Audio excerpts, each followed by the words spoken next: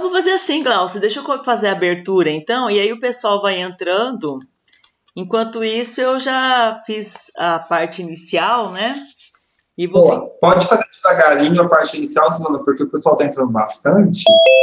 E aí ela tem que ficar, sabe, apertando. Então faz ao Sim, seu ela tempo. tem que ficar aceitando aí o pessoal, né? Então tá bom. Boa noite a todos. Quero cumprimentar nossos alunos que estão participando hoje conosco dessa live, né?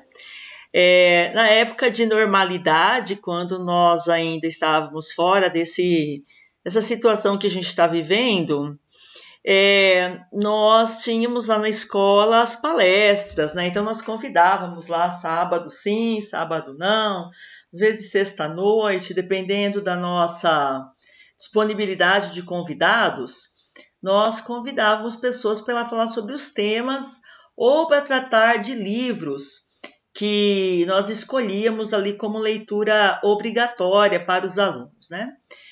Primeiro, quando a gente fala obrigatória, soa como algo assim, impositivo, né? Mas a gente fala em obrigatória porque faz parte de um projeto do curso de redação Suzana Luz.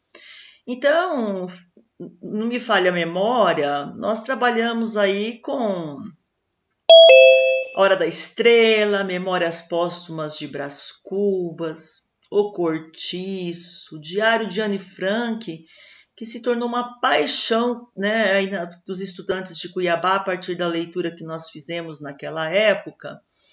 E livros de contos, livros de crônicas, e sempre nós convidávamos alguém para estar conosco lá em horários extras para fazer essa parte, né, gente? Com a pandemia, estamos cá nessa situação. Eu estou aqui na casa da minha mãe na Chapada, cada um está aí nas suas próprias casas, mas não por isso a gente deixa de estudar e fazer aquilo que é necessário, não é verdade? Então, com base nisso, eu e os professores do curso, quando nós nos sentamos para preparar esse semestre, nós pensamos em fazer essas lives, né?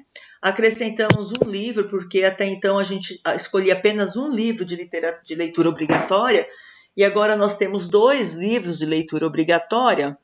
Então, essa semana aqui, no dia 26, vai ser o livro Quarto Despejo. Na outra semana nós vamos falar sobre o livro do Mia Couto, né? Então a gente convida vocês a ficarem conosco nessas 4 aulas, e no semestre que vem tem mais, né? Daí a gente ainda vai escolher os livros para o semestre que vem, certo?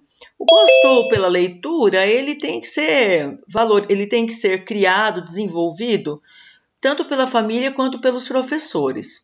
A família como, vamos dizer assim, uma extensão dessa obrigação. Mas os professores, nós como professores, né, Neto, né, Glauci? Nós temos a obrigação direta, de fazer com que nossos alunos se tornem leitores, fazer com que nossos alunos compreendam o grande universo que é a leitura, fazer com que nossos alunos compreendam as vantagens de se gostar e não só gostar, mas de ter a prática da leitura. Então, esses 2 aí elaboraram um e-book, coisa mais linda, que já está lá no site. Depois que terminar a aula, vocês podem ir até lá e baixar esse e-book. Eu quero agradecer imensamente a Glaucia e o Neto por esse engajamento, por essa participação, por esse compromisso, e gostaria que vocês recebessem com gratidão a Glaucia e o Neto, que vão passar essa noite de sexta-feira. Eles prometeram para mim que até antes da meia-noite eles vão terminar, tá bem? Não vai não, Glaucia? Você mentiu? Ninguém sai antes do sol raiar, meu filho. Você estou aqui, hein? Então tá bom. A partir de agora eu vou ficar quietinha, vou ficar aqui prestando atenção, vou participar como espectadora, e depois no final vocês podem fazer perguntas para o Neto e para a Glaucia, tá bom? Boa aula para vocês, saúde, cuidem-se, tá bom? Podem começar, bom trabalho. Oi, gente, boa noite. A gente está aceitando aqui o pessoal, né? A gente vai começar aos pouquinhos. Quero agradecer a Suzana por essa oportunidade, agradecer a Su, porque sempre que a gente vai escolher a obra do curso, né? É sempre um pouco sofrido, porque todo mundo tem algo ali no coração que gostaria de ler, né, dos professores. E aí, dessa vez, quando a Carolina surgiu, que é uma obra, né, um pouco diferente do que a gente estava lendo, é uma leitura mais leve, né, que a gente costuma ler no curso, eu estava torcendo muito para que ela viesse, e graças a Deus a gente conseguiu ter essa oportunidade. Então, muito obrigado, Suzana, por essa escolha, por esse semestre. É uma leitura que nos emociona muito e que, assim, nos acolhe, nos abraça, muito embora trate de questões difíceis da sociedade, né? Quero também dar uma boa noite para os alunos, especialmente para a Nicole, que foi minha aluna faz tanto tempo que eu não vejo a Nicole. Oi, Nicole! E estamos aí, pode falar, Glaucio. Boa noite, primeiramente, né? Primeiramente, não suporto essa palavra que eu falo, eu detesto escrever, mas ela vive na minha boca.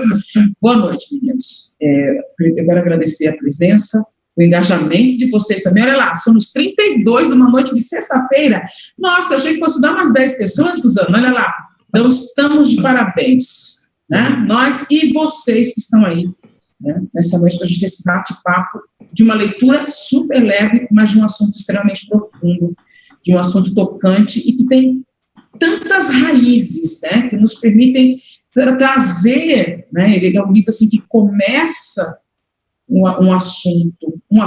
vários assuntos, nós temos vários subtemas ali. Eu costumo dizer nas aulas de interpretação de texto que nós temos níveis de leitura, né, nós temos o nível da apreensão do texto, que é o momento em que você decodifica o que está escrito, compreende as palavras, compreende o que elas querem dizer, vocês entendem a superfície do texto, mas existe um momento da interpretação de texto que você vai para a compreensão, né? Você, para entender muita coisa que é colocada no texto, você precisa recorrer ao seu repertório sociocultural. E esse livro é riquíssimo, porque ele não só aumenta o nosso repertório, como ele também contribui para despertar outros repertórios, né? Contribui para aumentar a nossa percepção de mundo, contribui para aumentar o nosso vocabulário, inclusive, né? Tem uma frase que eu sempre gosto, não lembro quem falou agora, que os limites do seu vocabulário são os limites do seu mundo. E Carolina Maria de Jesus nos dá uma lição fantástica, incrível, com relação a isso, que é uma mulher praticamente, ela é uma autodidata, né, não sabia ler, frequentou só 2 anos de escola, e apesar dos desvios gramaticais do livro, da sua escrita, ela nos enriquece com o seu vocabulário e com a sua humildade, né? Eu acho que o grande paradoxo que nós nos deparamos frente a Carolina é que ela é uma mulher de pouco estudo, mas ela é culta. Assim, a gente enxerga nela esse princípio, né, de valorização do estudo, né, de compreensão do mundo, de criticidade. Politicamente, ela era muito firme na obra, isso fica evidente para quem leu. Se você não leu, por favor, leia. A gente vai começar a projetar o nosso o e-book, né? A gente fez um e-book, gente, realmente, assim, com muito carinho, fizemos o e-book. E a gente vai começar a projetar o e-book, vamos lá, para a gente começar a conversar com vocês, tá? E aí vocês vão conhecer um pouquinho. Mas eu quero fazer uma coisa antes de começar. Pode falar. Quero falar 2 coisas. Primeiro, para nós estarmos tão juntos assim, a gente fez o teste ontem, tá? E deu negativo. E outra, eu queria que vocês me dissessem, alguém abre o vídeo, por favor, peraí, calma, que está faltando fazer uma coisa importantíssima. Vamos ver se foi. Falta gravar. E aí? Prontinho, tá gravando. Tá gravando agora. Mores, o que é, na sua concepção, esqueça o livro, tá? Vou falar a título de vocabulário aqui. O que é para você um quarto de despejo? Alguém pode abrir, pode desmutar aí e falar, o que é quarto de despejo? Tá todo mundo assim. Um quarto de guardar entulho. Quarto de guardar entulho. Beleza. Que a gente só joga coisa que ninguém quer, assim. A gente acumula coisa que ninguém quer, ou Exatamente. só vai acumulando, Exatamente. sabe? Exatamente. O que mais aqui? São coisas que não importam mais e deixamos lá. Isso, Letícia. Isso, Damara, ou Dâmara. Muito bem. Então, a gente tem uma noção do que é esse quarto de despejo e vocês conseguem perceber que isso é metafórico, não é? O que eu acho interessante, já que a gente começa conversando sobre o nome do livro, é que a gente está falando sobre alguém que vive numa habitação que não tem quarto de despejo, porque é uma pessoa pobre, uma pessoa que a experiência dela de vivência de habitação é muito restrita em relação a nós, e ainda assim ela consegue construir essa concepção do que seria esse quarto de despejo para trazer toda uma leitura e construir toda a narrativa da obra. Exatamente. E só mais um detalhe. Como variante linguística paulistana, tá? Quarto de despejo também é, para quem mora em prédio, o lugar do prédio onde você joga o lixo. Literalmente lixo. Literalmente. Tá? Então, todas essas noções vocabulares, né, vão circundando o raciocínio para a gente chegar lá. Né? Então, vamos projetar. Bom, o primeiro, enquanto vai abrindo aqui, eu vou conversar com vocês, tá? O nosso e-book começa com soltou uma música sem querer, não tem, pausou, exatamente. É um probleminha de pios. Fecha a página do... Exato. Aí, foi... Pronto. Tem esse momento, depois eu quero mostrar para eles, Neto. De uma entrevista da Vera. Pedro, Bom, Pedro Bial. O nosso e-book está aí, consegue aumentar ele, Glaucia? Foi. Aí, o nosso e-book é esse, né? O e-book que a gente fez, Confraria da Sul, muito orgulho desse nome, inclusive. E a gente começa com essa imagem, essa ilustração da Carolina de Jesus. Pode descer, Glaucia. A proposta da nossa aula de hoje é lançar um olhar sobre a vida do brasileiro.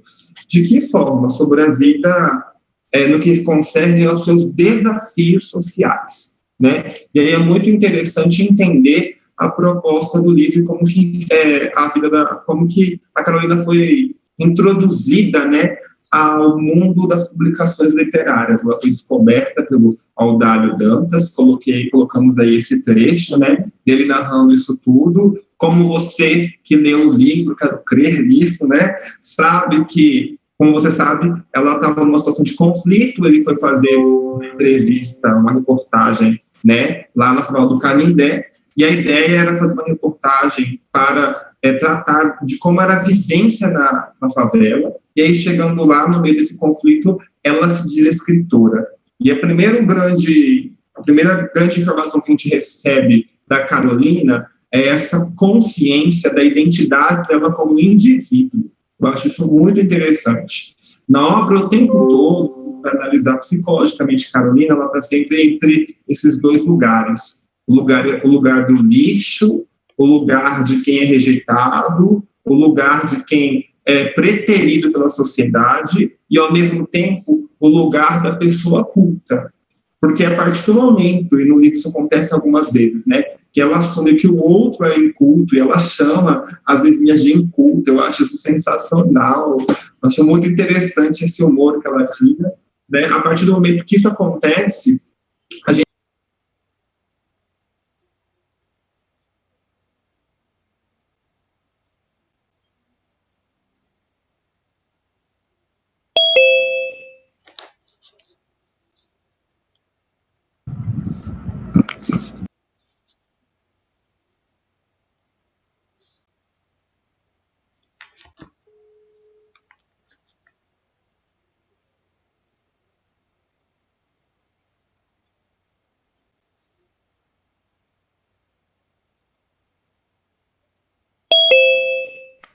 Prof, o som tá no mudo.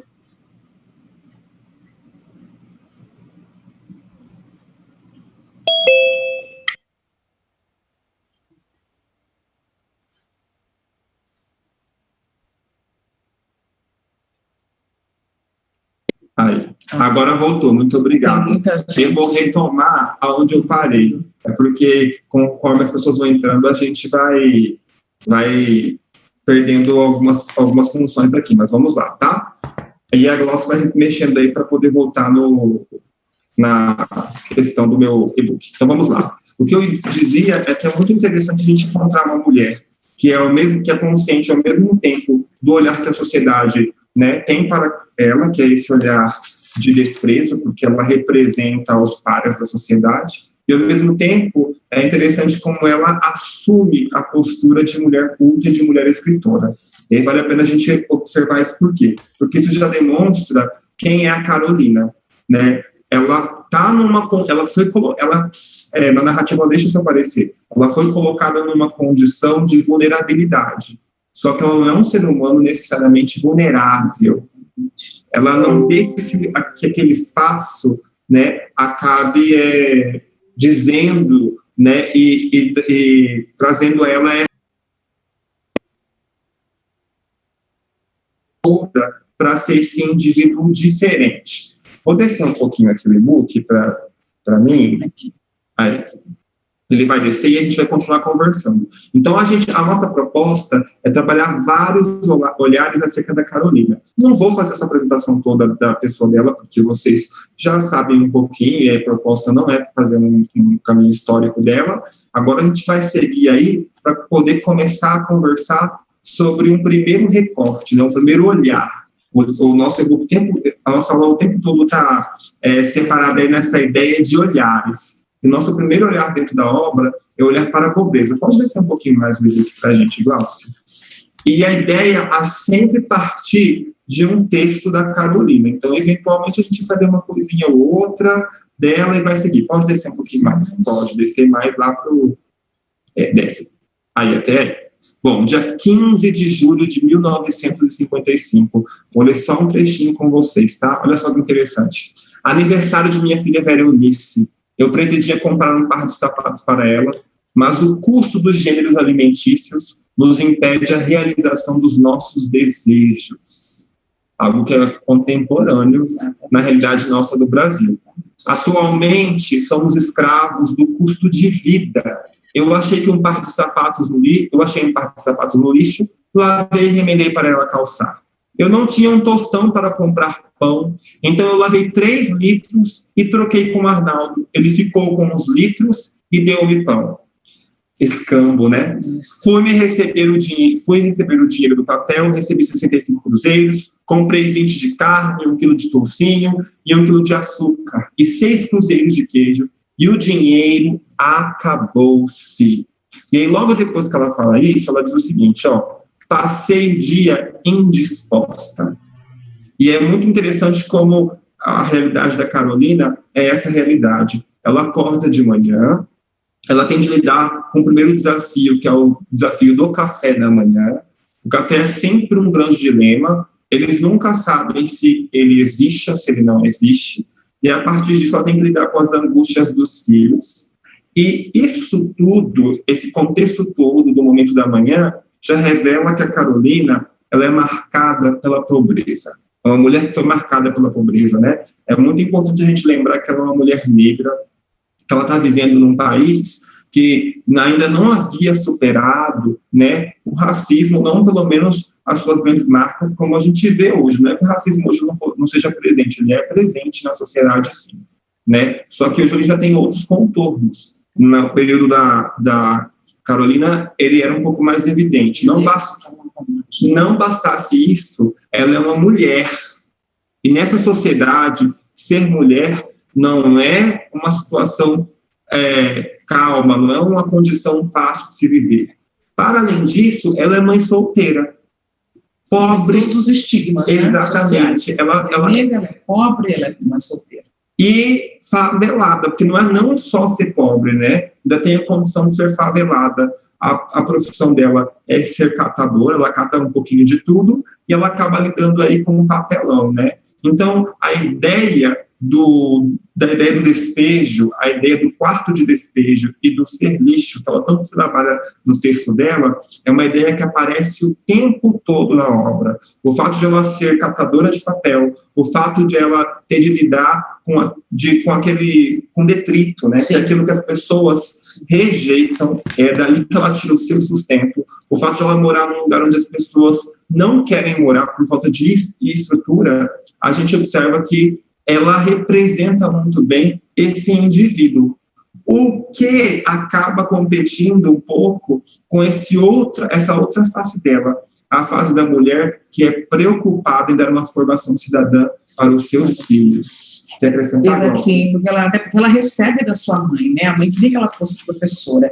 Eu queria aproveitar o gancho do Neto para falar o seguinte, Neto falou uma palavra e me veio um insight, aquela coisa da troca, ela trocou litro, sabe o que é litro? Já tomou Coca-Cola de garrafa de família, então, aquilo ali é litro, tá? Ela trocou 3, quer dizer, a garrafa de vidro representa, né? Ela trocou 3 litros, e Neto falou assim, é um escambo. Exatamente, e aí nós temos um ponto em que, do ponto de vista linguístico, nós conseguimos estabelecer uma relação com a palavra escravidão. Uhum. Entende? É um aspecto da escravidão.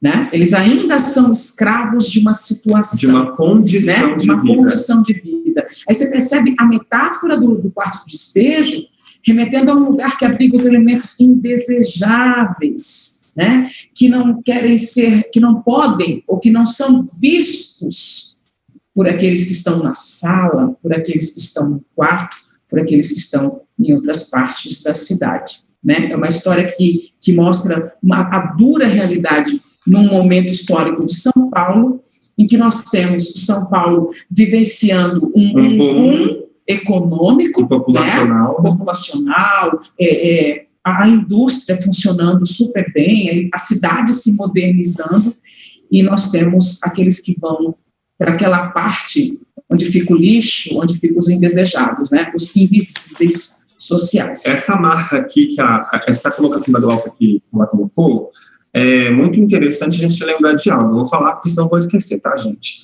Já que ela trouxe esse recorte aí da ideia dessa modernização da cidade em contraposição à questão de pessoas mais necessitadas não gozarem dessa situação aí de modernização, né?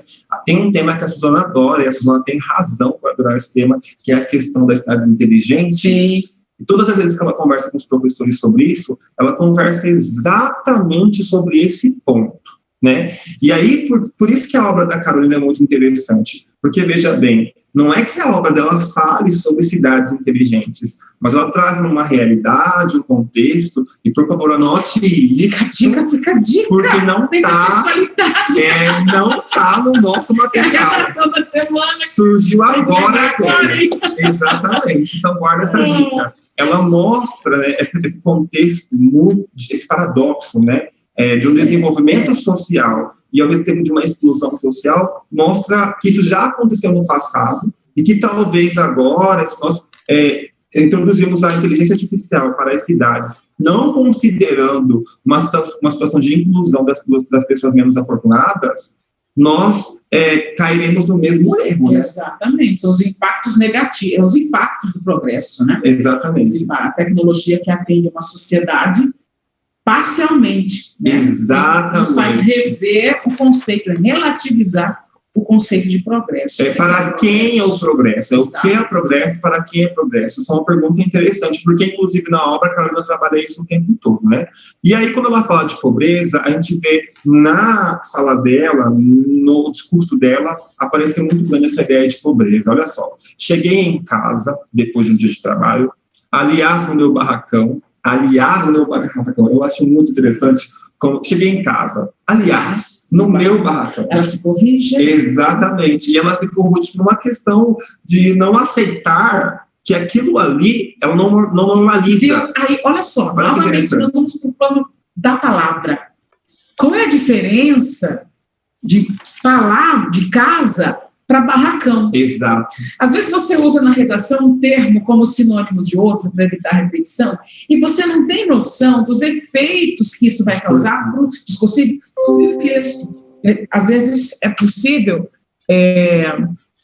Opa, achei que alguém tivesse perguntado.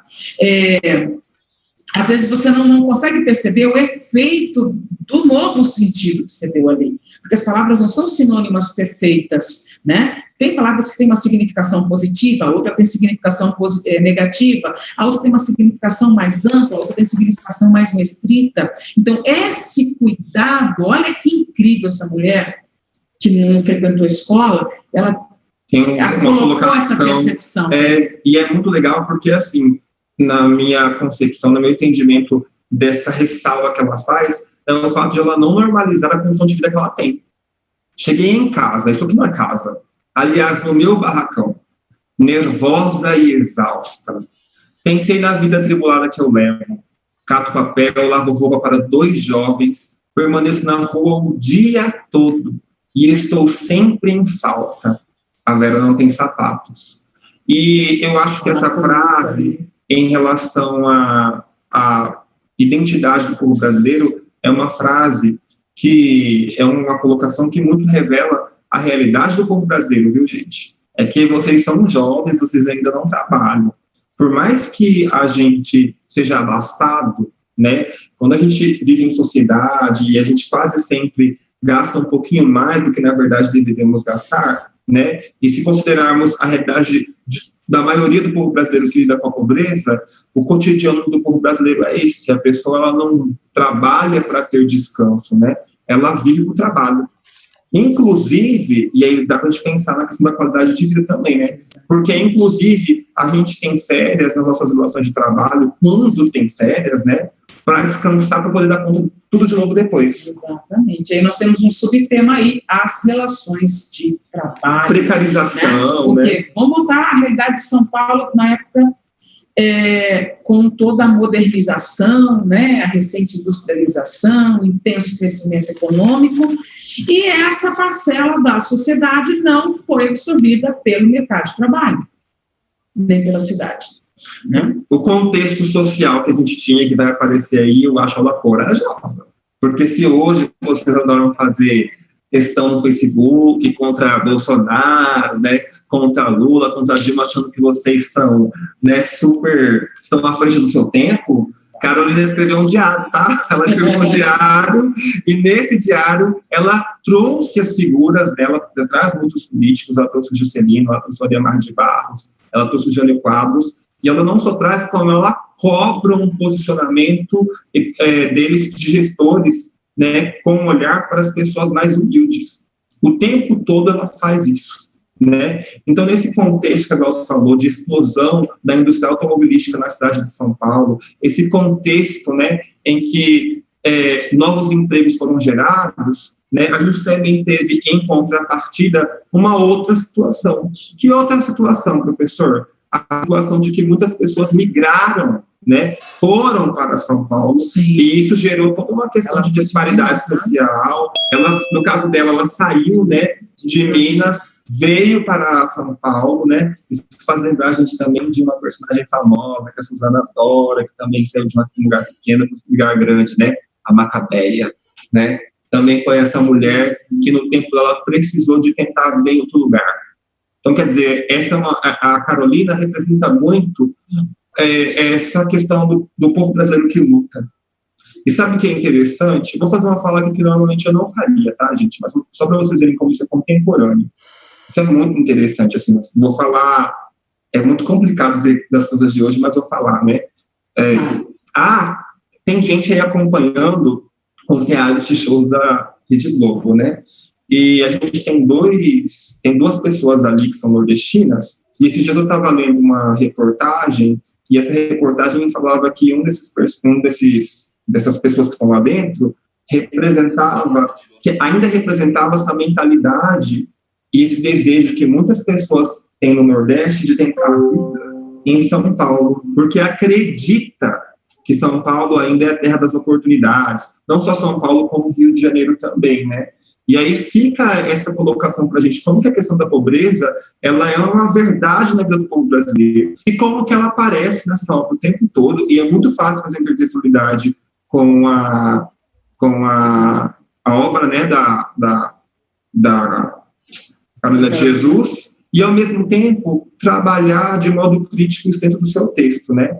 Pensando nisso ainda, a Glaucia propôs para o nosso e-book, para a nossa aula, a gente pensar em interdiscursividade. Então, antes de qualquer coisa, eu vou deixar a Glaucia falar o que é interdiscurso. E aí, depois que ela der essa fala, aí eu trago para a gente o interdiscurso ligado à questão da pobreza.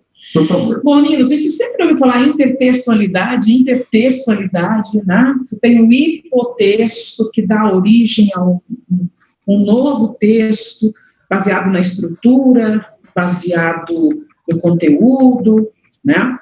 Mas a interdiscursividade é a relação que há entre os textos baseado no assunto. Um texto pode representar um interdiscurso com relação ao outro, porque são produzidos na mesma época, né? E abordam um mesmo tema. Essa abordagem não precisa ser na mesma direção, tá? Mas você enxerga o mesmo tema entre os dois textos que, de repente, não tem nada a ver. Um não foi o pai do outro, como nós percebemos na intertextualidade, né? Mas que, de repente, dá para nós fazermos algumas associações.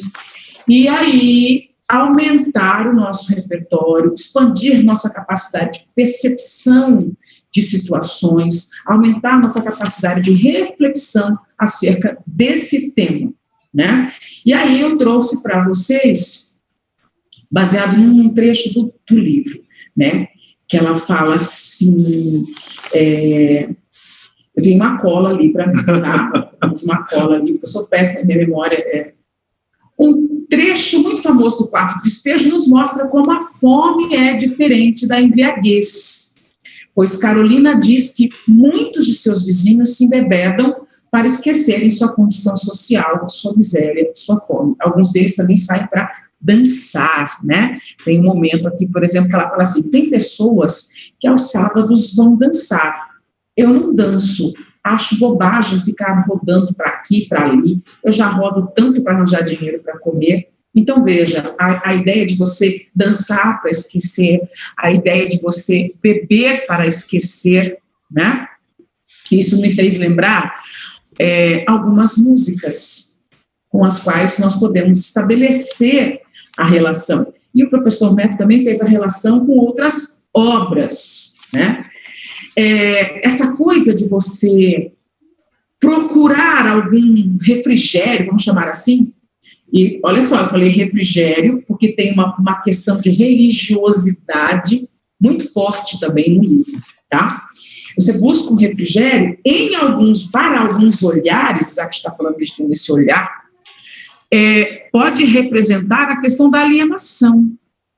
Repare, ela reclama dos seus vizinhos que saem para dançar, que se embriagam, né? A bebida associada à alienação, porque entorpece, porque cega, né? E ela não. Ela está ali muito consciente né? Das suas dores, dos seus problemas, das suas necessidades. E ela não foge. Não, ela não foge. Ela não foge. Ela tem um momento ou outro, ela até assume que ela precisa de vez em quando. Por que ela escreve, né? Já que ela tem que também expressar suas dores e lidar com suas dores, né? Ela escreve para poder se sentir um pouco abraçada. E olha que interessante, enquanto uns bebem e dançam, ela escreve. Exato. Olha só a importância que a escrita tem, a importância da educação, a importância da consciência em relação à sua situação e à condição do outro também, a criticidade. Nesse trecho, lembrando um pouquinho dessa questão da dor... Eu lembrei aquele texto que a Suzana adora, da Chauí. Da Mariana Chauí. Da criticidade, é isso! Tem a ver um pouco com ela mesmo. Em relação a essa questão da pobreza, em relação a essa questão da dor, da miséria, né? Assim, gente, a miséria humana é assunto recorrente na literatura, né? E aí, pensando em alguma coisa ou outra que os alunos não fossem lembrar tanto, mas que é muito conhecido, eu trouxe Os Miseráveis para vocês. Ah, professor, mas o senhor trouxe Os Miseráveis como um todo? Não. Não é à toa que está a foto aí da atriz que fez a Fantine, né? Eu sei que são contextos históricos diferentes, mas é muito legal a gente pensar e lembrar o seguinte: esse contexto contado por Victor Hugo na obra era um contexto também marcado por industrialização, num outro momento, né? E num outro país, numa outra realidade, na realidade francesa. E nesse momento também, a realidade da população era uma realidade de penúria. E assim como a Carolina de Jesus, a Fantine era mãe solo, né? E isso era um problema. E, enfim, fazer essa aproximação das duas, ou tentar encontrar uma relação entre as duas, é algo interessante. Para poder ajudá-los a perceber qual foi a aproximação que eu fiz, eu trouxe o trecho da obra para você não ter que ir atrás sozinhos e procurar sozinho. Não vou ler agora, mas resumidamente, a Fantine, ela se encontra em situação de vulnerabilidade, e esse é um ponto interessante, porque a sociedade coloca ela nesse lugar de vulnerabilidade. E a grande diferença entre ela e a Carolina é que a Carolina está numa sociedade que olha a mulher um pouquinho diferente, né? Ser mãe solteira já não era um grande problema. E aí, em virtude disso, ela não sucumbe como a figura da Fantine. Então, aí tem uma relação interessante para vocês pensarem e procurar fazer um dialogismo aí com a obra e tal, e ver como isso se aplicaria em redação. Tudo bem? O segundo olhar que a gente vai ter, eu vou dar uma corridinha porque a conversa está boa e a gente está empolgando, né? Vamos lá, o segundo olhar. Eu queria voltar àquela frase. Voltar à frase da Carolina, a última. Essa aqui. Essa frase é ótima. O pobre não repousa, não tem o privilégio de gozar descanso. SIC, S-I-C, para aquele gozar com Z ali, é reproduzindo o vocabulário dela, né? Escrita dela, daquela forma. Depois a gente vai falar sobre isso. Bom, o segundo olhar que a gente vai trabalhar aqui, que é um olhar que não podia faltar, é o olhar sobre a vida na favela. Nós abrimos essa discussão, né? Ainda há outras professoras que vão falar sobre. E, gente, a vida na favela da Carolina só me faz lembrar do Cortiço o tempo todo. Eu não sei qual foi a sua impressão, não sei qual foi a sua relação com a obra, mas eu lia a obra e falava assim: gente, mas isso aqui me lembra a Rita Baiana. Nossa, gente, mas isso aqui me lembra fulano de tal. Nossa, esse posicionamento dela aqui me lembra tal pessoa, né? Um outro personagem dentro da obra do Cortiço. Então, eu quero começar dizendo isso. Outra coisa interessante é como ela coloca a favela não como um lugar, como as representações contemporâneas colocam, né, um lugar necessariamente de violência. Ela traz a favela para a obra como sendo um lugar que, sim, é um lugar que tem mazelas. Entretanto, as mazelas que estão nesse lugar não estão ali porque as pessoas são mau caráter. As pessoas até chegam lá com ideais, só que elas são colocadas em uma subcondição de humanidade tamanha que elas acabam cedendo, né? Elas acabam, as picuinhas, as pequenezes, sabe, do dia a dia, acabam mudando essas pessoas, né? E aí é muito interessante a gente pensar, sabe qual tema que, quando eu cheguei aqui, que eu pensei, vou dizer isso muito respeitosamente, mas direi, para as defesas e para os temas que trabalham a ideia de meritocracia, né? Porque, gente, Carolina é uma mulher que ela lutou. Ela lutou, tem uma coisa que ela fez, não foi aceitar a condição dela de favelada, né? Ela nega isso, não um negacionismo, mas o seu comportamento, ela faz tudo o que pode. Tanto que ela consegue formar a filha, a Vera se torna professora, ela deixa um grande legado, ela chega a publicar o livro e ela vai muito longe. Só que ela vai muito longe depois de apanhar muito na vida, né? E aí vale a pena a gente pensar nisso, né, para lembrar dos limites da meritocracia. Mas olha só esse trechinho, que eu também vou ler rapidamente. 19 de julho de 55. Despertei às 7 horas com a conversa dos meus filhos, deixei o leito, e olha só que legal, ela erra, mas ela não abre a mão de usar palavras como leito, adoro, de despertar, né? Fui buscar água, as mulheres já estavam na torneira, as latas em fila, chegou a minha vez. Pus a minha lata para encher, a água começou a diminuir da torneira, começaram a falar da Rosa. E aí tem aquele burburinho, né, da vida alheia que a gente encontra no Cortiço. Os personagens do Cortiço eram fofoqueiros, né? E a gente percebe essa marca para a obra dela também. Que ela carregava água desde as 4 horas da madrugada, que ela lavava toda a roupa em casa, que ela precisava pagar 20 cruzeiros por mês. Minha lata encheu e eu vim embora. Eles estavam cobrando, né, da Rosa uma economia. Ou que ela pagasse mais porque ela estava usufruindo mais desse fruto, né, que é um bem que faz falta na favela. Aí ela vai seguir no texto. Cheguei em casa, fiz almoço, enquanto as panelas ferviam, eu servi um pouco, dei o almoço às crianças e fui ao Klabin catar papel. E aí fala que ela vai trabalhar, né, toda essa questão do papel, e aí quando ela vai trabalhar, ela fica preocupada. Ela fica preocupada com o fato de as crianças delas ficarem sozinhas em casa. Porque, segundo a Carolina, as vizinhas entravam na casa dela para surrar as crianças dela, né? Porque as crianças delas eram mal educadas, né? E porque acontece aquela rixa, aquela treta, né, entre as vizinhas. Elas brigam por muito pouco, né? E aí é muito interessante a gente pensar como essa ideia da favela ser um lugar de muito pouco, essa condição, né, de vida do muito pouco, leva as pessoas a travarem guerras por muito pouco. E aí, mais uma vez, isso me lembra um pouco do Cortiço, porque o Cortiço foi escrito num princípio, né, pensando ali no caminho do determinismo, né? Não que a Carolina tenha feito isso, viu, gente? O Cortiço foi escrito nessa toada, na ideia de que o meio, ele macula, né, a moral do indivíduo. E a gente consegue perceber alguma coisa nesse caminho no texto da Carolina, na hora que ela vai falar sobre as pessoas na favela. Isso é muito interessante. Se eu não me engano, aqui no finalzinho, ela fala sobre os maridos. E olha só que interessante. Olha só, essa última travessão dela aqui. Lá embaixo, nos 3 pontinhos, né, na Recentes. Estou residindo na favela, mas se Deus me ajudar, hei de mudar daqui. Espero que os políticos extinguam as favelas. Olha que engraçado. Olha que engraçado. Diga. Quando ela falou que ela entrou em casa, e ela se corrige, aliás, barracão, né? Ela reconhece uma condição. Mas olha como ela usa o verbo residir na favela. É verdade. Sabe? O contraste disso, você percebe que isso é fruto do fluxo da consciência dela. Você entendeu?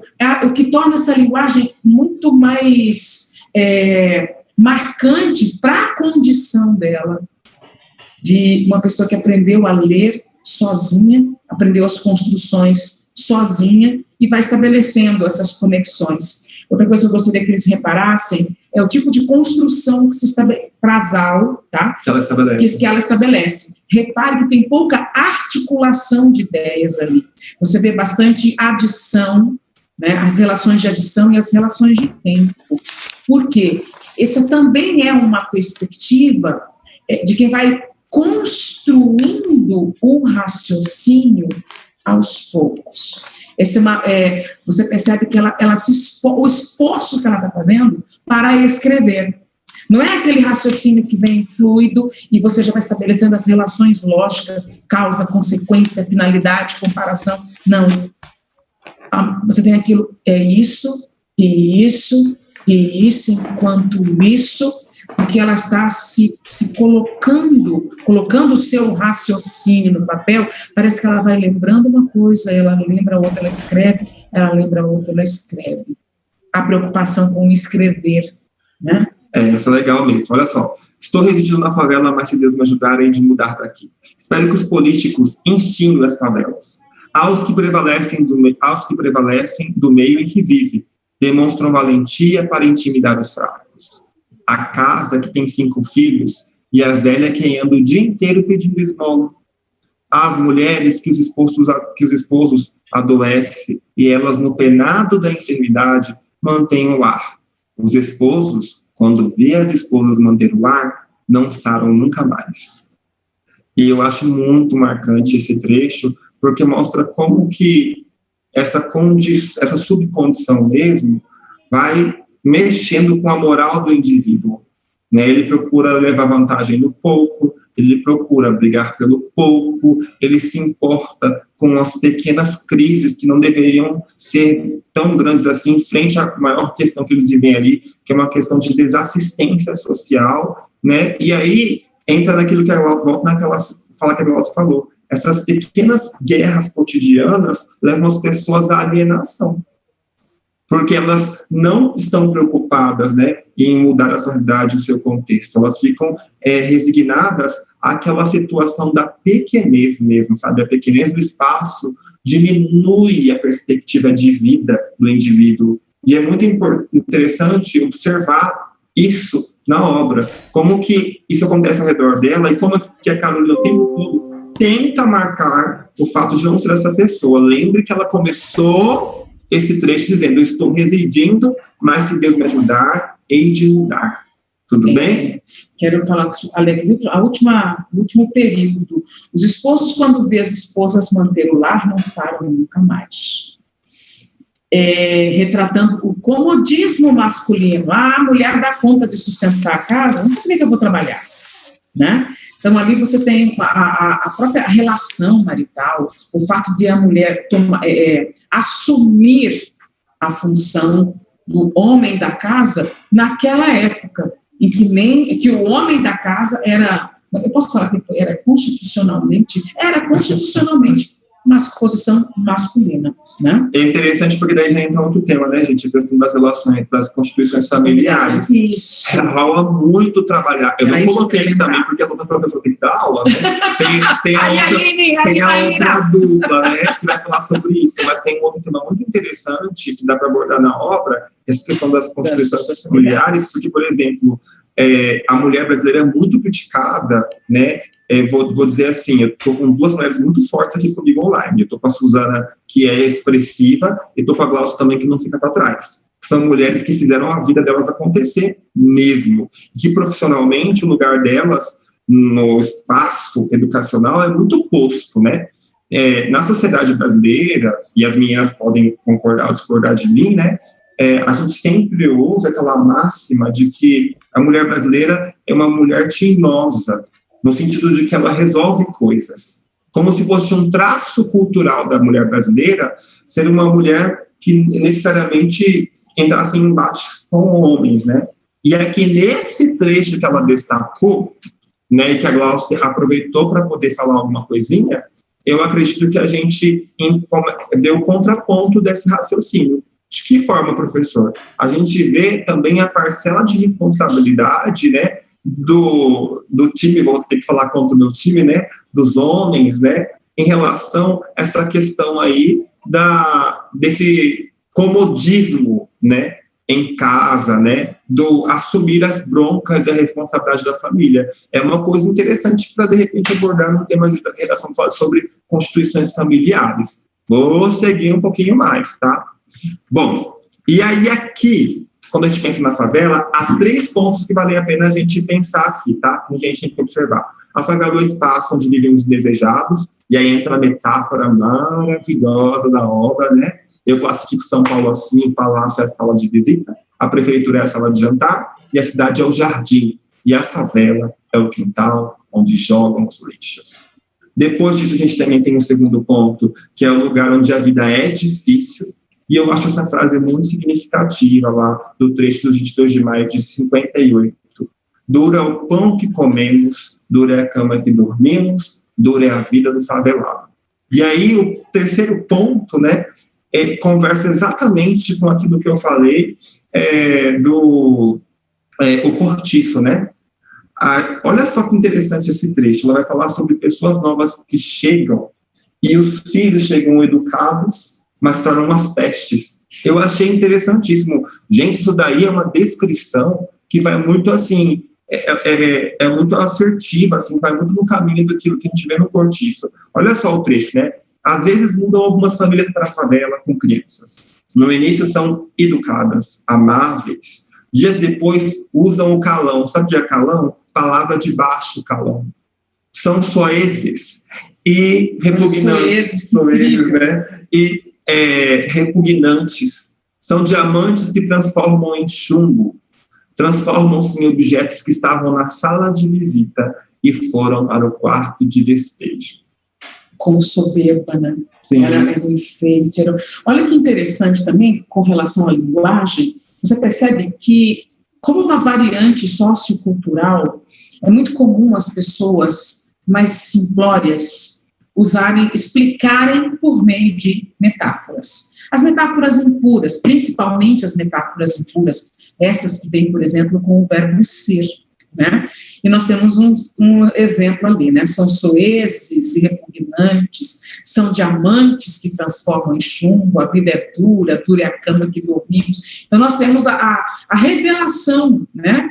Nós observamos ali nas entrelinhas a condição, não tem como fugir a isso, né? A condição sociocultural, a variante sociocultural. Eu fico imaginando uma questão de Enem, por exemplo. Verdade, gente. Né? Lá da competência 8, que vai trabalhar exatamente a língua como elemento, né, de significação e ressignificação de identidade também, tá? A língua é um fator de identidade, e a gente enxerga muito isso na linguagem que é usada muito pela autora do texto, né?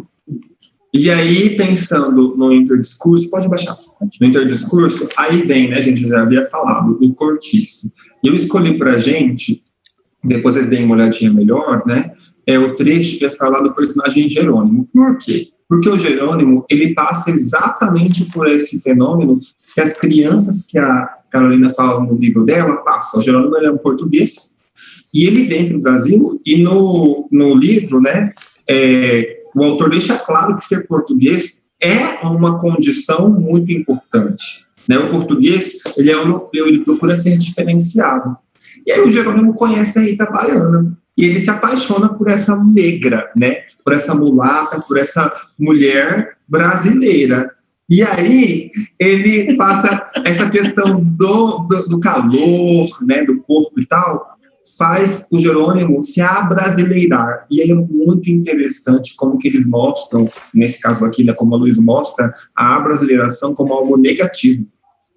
Eu não sei se você já parou para pensar que isso acontece nesse texto. Se um dia você leu, vale a pena observar isso, né? Olha só, eu vou ler só um trechinho para vocês observarem. Ó, passaram-se semanas. Jerônimo tomava agora, significa que antes ele não tomava. Todas as manhãs, uma xícara de café bem grosso, à moda de Ritinha, e tragava 2 dedos de Paraty. Sabe o que é Paraty? É bebida alcoólica. Cachaça. É cachaça, para cortar a friagem. Uma transformação lenta e profunda operava-se nele, dia a dia, hora a hora. Isso é um excelente trecho para o professor de química trabalhar, hein, gente? A sua energia afrouxava. Lentamente, fazia-se contemplativo e amoroso. A vida americana e a natureza do Brasil patenteavam-lhe agora os aspectos imprevistos e sedutores que o comoviam. Esquecia-se dos seus primitivos sonhos de ambição para idealizar felicidades novas, picantes e violentas. Felicidades picantes. Já vou falar Exatamente. sobre isso. E eu queria parar aqui rapidamente, porque assim, olha que louco, né? Nesse caso aqui, dentro do cortiço, a proposta de abrasileiramento, né, da figura do Jerônimo é uma proposta de animalização dos sentidos. É isso que essa obra traz nesse lugar. E quando a gente olha lá essa progressão, essa gradação acontecendo também, né, no modo com o qual a Carolina coloca as crianças na obra dela, você percebe equivalência de raciocínio. Talvez não pelas mesmas motivações. Aqui, a obra ela defende uma tese científica também, né, no cortiço. Já em Carolina, a ideia é a crítica social mesmo, né?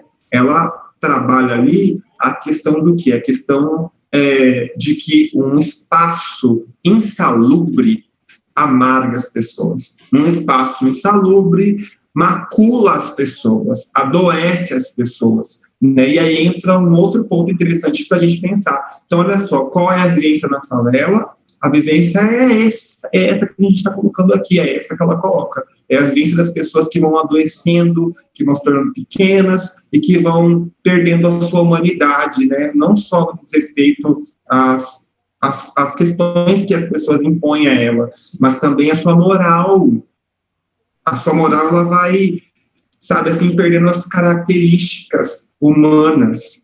E aí, nesse ponto, a obra dói na gente, né? Porque não tem como argumentar muito contra essa perspectiva da Carolina. Quer falar, Glaucia? Eu quero mostrar o seguinte. Quando você percebe a maneira como ela observa o outro, a maneira como ela retrata o outro, você percebe o tanto que ela se afasta daquela realidade. Verdade. Né? Ela se afasta porque ela enxerga que ela está ali, ela não é dali. Exato. Por sua postura, por seu conhecimento, daí ela fala, não, os incultos, os outros, e ela querer sair dali. Quem do cortiço queria sair dali? É verdade. O Jerônimo chega com esse intuito, só que isso muda. Ele flexibiliza a relação dele. Desculpa de falar que eu estava assim, tá, gente? Mas vale a pena aproveitar isso que a Glaucia falou, né? A gente está falando de interdiscursividade. Ele chega com um casamento posto, ele chega olhando o brasileiro como o outro, e aí, nesse momento aqui, ele já não é mais o outro, né? É o brasileiro. Agora ele é o outro que já está se tornando brasileiro. Tudo por um amor carnal, por uma mulher. Né? Então, olha só que interessante. Mas você, em outro momento que você for ler o cortiço, você vai lembrar que você vai depois analisar. Tem uma mulher também no cortiço que fala, eu não sou daqui, eu não pertenço a isso. É verdade. Quem? Olha lá. E aí, por fim, temos essa última frase, né? Que me marca muito no que diz respeito à vivência da Carolina, como ela expressa, né, a vivência dela na favela. Quando eu vou na cidade, tenho a impressão de que estou no paraíso. Aquelas paisagens hão de encantar os olhos que ignoram que a cidade mais afamada da América do Sul está enferma, com as suas úlceras, as favelas. E ela coloca as favelas como esse lugar, né, que tem úlceras. Uma vez eu assisti uma aula da Suzana sobre essa questão da modernização da favela. Nós tivemos um tema maravilhoso no curso, gosto muito desse tema, inclusive teve um aluno da Suzana chamado Guilherme Saga. Seria quando o aluno escreve bem, a gente lembra do texto dele, porque eu tenho quase certeza que quem corrigiu essa redação fui eu. E, inclusive, o recurso argumentativo que começava a redação do Guilherme era uma definição da palavra favela. Gente, eu lembro desse texto. E lembro esse menino que era uma bênção. E quando a Suzana... Uma bênção, gente. Uma bênção de Deus, tá? E aí, quando a Suzana deu essa aula, ela falou, e algum aluno, lembro, na sala, argumentou junto com ela falou sobre como a favela é um lugar que dá oportunidade para a ilegalidade. Não porque a favela, as pessoas sejam necessariamente mau caráter, é porque, assim, como o poder público não está lá, e aí nessa mesma aula, Suzana disse uma frase que eu não vou esquecer, que eu repito nas minhas aulas toda vez que eu vou falar sobre isso, né? Que o poder é uma cadeira que nunca está vazia. Então, se o poder público, né, a relação dele com a favela é uma relação de deixar de ausência, exatamente, de deixar a favela alheia, né, de não combater a criminalidade que ali está nela, para poder estar presente ali nela, né, outra pessoa, outros interesses vão assumir esse poder, ok? Foi isso que a Suzana disse na aula dela naquela ocasião. E aí, quando a gente vê a Carolina fazer essa acusação de que a favela é uma úlcera da sociedade e, por exemplo, faz essa transição, sabe, com o que a Suzana falou, a gente entende. A gente entende por que a Carolina disse isso, né? Tanto a professora Suzana estava certa quando disse o que disse, quanto a Carolina estava muito certa no que disse o que disse. Porque a favela é esse lugar não só de despejo do outro, mas é o lugar onde o Estado... do lugar no qual o Estado se ausenta. E aí é muito interessante quando o Estado quer ficar revoltado com o fato de a criminalidade na favela ser enorme, o poder paralelo ser muito forte ali, mas ao mesmo tempo não se faz presente lá. Isso é um grande paradoxo social, né? Exatamente. E aí que seriam as úlceras, né? Falta de política, ausência de exercício de cidadania, violência doméstica, violência sexual, pobreza, alcoolismo, pedofilia, incesto, todas as outras que a gente já falou, invisibilidade, né? Ali, como úlcera da favela. Aí o nosso terceiro olhar é para a fome, né? A professora Glaucia havia separado a fome para a gente trabalhar. E aí, nesse trecho, aliás, em toda a obra aparece a fome, mas nesse trecho ela deixa evidente, né, como a questão da abolição da escravatura. Gente, quando eu cheguei nesse capítulo, foi um tapa na cara. Foi um tapa na cara, assim, ó. Meu Deus do céu, eu não tenho muito o que argumentar. Foi um tapa na cara. Porque ela olha só o que ela diz, né? Hoje amanheceu chovendo, é um dia simpático para mim, é o dia da abolição, é uma mulher preta. Uma mulher que está em subcondição humana, escrava dessa situação, né, da pobreza. Então, quando eu chego nesse trecho, nessa afirmação, eu penso, vamos ter um alívio. Né? É um dia de consciência, é um dia diferente, é um dia de comemoração, é o que ela propõe. E aí ela começa a falar sobre como o tipo de escravidão da pessoa negra mudou, né? Antes, as pessoas negras, dentro dessa perspectiva que ela coloca aqui, né? Olha só que interessante, eu vou ler, ó. Nas prisões, os negros eram os bodes expiatórios, mas os brancos agora são mais cultos e não nos trata com desprezo. Que Deus ilumine os brancos para que os pretos sejam felizes. E aí segue a chuva, e ela segue falando e tal. Aí o texto vai descer, quero chegar onde me interessa, né? Ela chega para apresentar aos filhos os pratos de comida. E aí os filhos falam, viva mamãe, porque naquele dia a comida já vai ser um pouco melhor. E isso mexe um pouco com ela e tal, não quero muito falar sobre isso. Aí aqui embaixo a gente tem uma frase, a frase icônica do dia, né? Olha só, choveu, esfriou, é o inverno que chega, e no inverno a gente come mais. A Vera começou a pedir comida e eu não tinha. Era a reprise do espetáculo. Eu estava com 2 cruzeiros, pretendia comprar um pouco de farinha para fazer um virado. Fui pedir um pouco de banha à dona Alice. Ela deu minha banha e arroz. Era 9 horas da noite quando comemos. E assim, no dia 13 de maio de 1958, eu lutava contra a escravatura atual, a fome. Gente, isso significa que a condição, né, de escravidão, ela mudou só, né? Houve uma reconfiguração da escravidão moderna, né? E aí vale muito a pena a gente pensar sobre isso, né? Sobre a Carolina. Isso é muito importante para a Carolina. E como o Glaucio disse, ela está tentando não ser parte daquilo que acontece ao redor dela, não ser vítima daquilo que acontece, né, ao redor dela, mas ao mesmo tempo ela está escrava dessa situação, vocês estão entendendo? E aí vale a pena pensar nisso, né, olhar para isso. Aqui embaixo eu coloquei para vocês 3 pontinhos acerca das críticas que ela faz. Ela faz uma crítica ao descaso dos governantes com as pessoas mais pobres e como isso leva à questão da fome, né? Tem uma frase icônica no texto que ela fala que para ser presidente o candidato deveria necessariamente ter passado pela fome, porque a fome também é professora. Sim. Porque quem já sentiu fome vai ter empatia com as crianças e com os desvalidos. Que coisa doída, sabe? Uma outra crítica que ela faz aqui é a questão da falta de empatia pelo outro. Gente, e esse trecho é muito interessante, porque fala sobre um grupo que chegou na favela para levar doação de comida. E olha só, outro subtema. A questão da doação, sabe? E de quando a gente vai doar algo para o outro, mas vai doar com as melhores das intenções. E a gente pegar algo para doar para o outro dentro daquilo que ele precisa, a gente pega aquilo que não vai prestar para nós. Entendeu?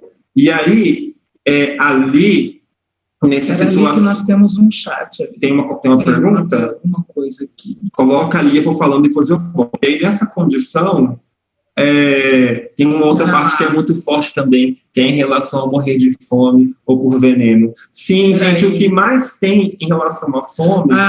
A questão do suicídio, é isso, sabe? O fato de ela olhar, de ela dar uma cor para a fome, né? A cor amarela. E sabe que a cor da fome é amarela, gente? Porque a Carolina, quando sentia fome, muitas vezes ela chegava perto do desmaio. Então é amarelo porque ela está perdendo a visão. Essa é uma das leituras que a gente pode fazer. E mais, o amarelo também é representativo do desespero. Sim. E se vocês se lembrarem, qual é a cor que representa a campanha da saúde mental? Olha a importância da simbologia. Olha a simbologia aí, essa pegada semiótica da coisa, né? Muito interessante. Aí, para eu fechar esse raciocínio aqui, né? Nesse trecho específico, vão doar salsichas para as crianças, e aí as crianças vão comer a salsicha, e elas até diriam, tá gostosa. Só que a lata já está estufada, porque as salsichas já estão podres. E aí, mais uma vez, a gente vê o descaso, né? A falta de empatia pelo outro. Antes não tivesse dado. Porque se é para dar para o outro o estragado, vocês estão entendendo? Vou fazer um paralelo com o que se faz hoje. Hoje, muitas vezes, não se dá o estragado, mas você vai, faz o benefício para o outro, posta que você fez. Minha mãe sempre falava que não existia almoço grátis. Não existe almoço grátis. E a gente pode estabelecer um paralelo com esse dito popular. Porque as pessoas estão sempre fazendo, esperando algum benefício. Então, você realmente não faz pelo outro, né? Entra também a discussão sobre o dar esmola. Né? A FUVEST fez um tema de redação tem um tempo sobre altruísmo. E aí muita gente não soube o que dizer, né? Exato. Se naquela época as pessoas tivessem lido Carolina, iam arrasar no tema do altruísmo. Um trechinho que eu queria comentar ali. Ela diz assim: escreva a miséria e a vida infausta dos favelados. Eu era revoltada, não acreditava em ninguém. Odiava os políticos e os patrões, porque o meu sonho era escrever e o pobre não pode ter um ideal nobre, perdão. Eu sabia que ia angariar inimigos, porque ninguém está habituado a esse tipo de literatura. Seja o que Deus quiser, eu escrevi a realidade. Né? E aí essa é a realidade. A realidade, diferentemente... Opa, tem algum barulhinho ali. Alguém falando? Não é alguém falando, mas eu tenho sempre a preocupação de que deu mute. Né? Ela escreveu a realidade. Então, não foi ficcional, não foi uma situação ficcional alguém ter dado salsicha estragada para eles comerem. E aconteceu. Aconteceu. Isso é um relato. Né? Sabe o que isso me lembra, gente? É um aspecto da literatura que eu não sei se vocês estudam hoje, né? A gente que faz letras, a Suzana e a Glauce são de uma época do curso de letras bem mais interessante do que eu, porque tinha todo um estudo. Mas porque tinha todo um estudo histórico que o curso de letras de vocês era mais pesado que o meu. Mas, assim, a gente estuda na literatura portuguesa num período chamado decadentismo, que está um pouco no caminho do realismo brasileiro que a gente conhece, né? E tem uma obra famosa que a gente conhece aqui no Brasil, chamada O Retrato de Dorian Gray, que vai falar sobre esse retrato horrível daquela sociedade que se abastada e que se dizia uma sociedade perfeita, né? E na verdade não era. Então ele vai falar um pouco sobre isso, vai ter todas essas críticas, e a gente consegue pensar um pouquinho desse tipo de comportamento quando a gente olha essas pessoas, como a Carolina está denunciando aí, entendeu?